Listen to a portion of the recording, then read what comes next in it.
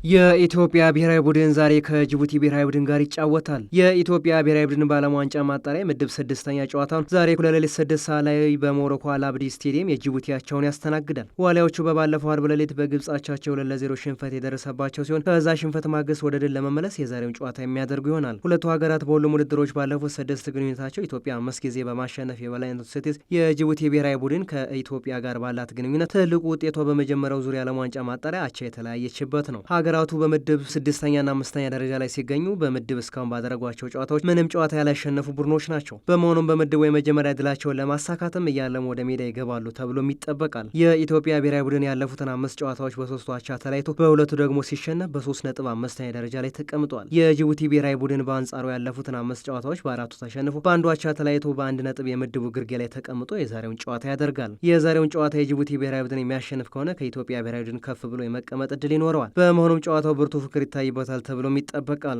ዋሊያዎቹ ትናንት የመጨረሻ ልምምዳቸውን ያከናወኑ ሲሆን ሁሉም ተጫዋቾች ለጨዋታው ዝግጁ እንደሆኑና በመልካም ጤንነት ላይ እንደሚገኙም ታውቋል።